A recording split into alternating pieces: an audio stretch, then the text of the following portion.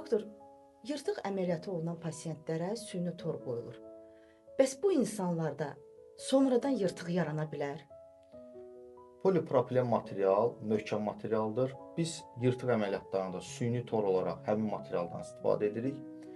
Polipropilen materialın düzgün qoyulması zamanı adətən yırtıq yenidən yaranmır.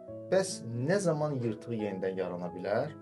Əgər tor düzgün yerləşdirilməzsə, yırtığı tam əhatə etməzsə, qarın daxili təzyiq çox olarsa, bəzən şişman, çox kök insanlarda, pili şəxslərdə, şəkərli diabetdə olan xəstələrdə, yara infeksiyası yaranan şəxslərdə həmin süni tor öz qoyulan yerindən qaçır. Yəni onun qoyulduğu yer fiksasiya düzgün edilmədikdə və yaxud da onun həmin yerdən infeksiyalaşma nəticəsində toxumadan ayrılması zamanı qaçır və torun yanından yenidən yırtıq əmələ gəlir. Və bu zaman insanlar elə düşünür ki, yırtıq yenidən yaranır və bəli, yəni o yırtığın yenidən yaranmasına da səbəb həmin o torun qoyulması deyil, düzgün qoyulmaması. Yəni əslində tor düzgün qoyulursa yırtıq yenidən yaranmamalıdır.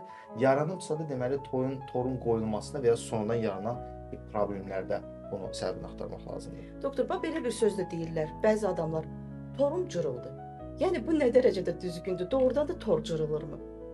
Əslində bu gözəl sualdır. Çünki pasientlərin əksəriyyəti tor qoyulandan sonra mənim torum cırıldı deyə müraciət edirlər. Bəli. Amma əslində bu polipropilen tor o qədər möhkəmdir ki, bunun cırılması qeyri-mümkündür. Bayaq sadaladığım kimi, əgər torun ətrafından yırtıq inkişaf edərsə və yaxud da bir səbəb də olur, yırtıq bir neçə yerdə olur. Cərrah toru qoyanda yırtıqları tam əhatə etmir. Bu zamanda yenə də kənardan yırtıq inkişaf edə bilər. Bunların hamısına mənim torum cırıldı deyə gəlirlər, amma yanlışdır. Həmin tor cırıla bilməz. Həmin tor çox möhkəmdir. Düzgün qoyularsa, düzgün yerləşdirilərsə, yenidən yaranma ehtimalı sıfıra yaxındır.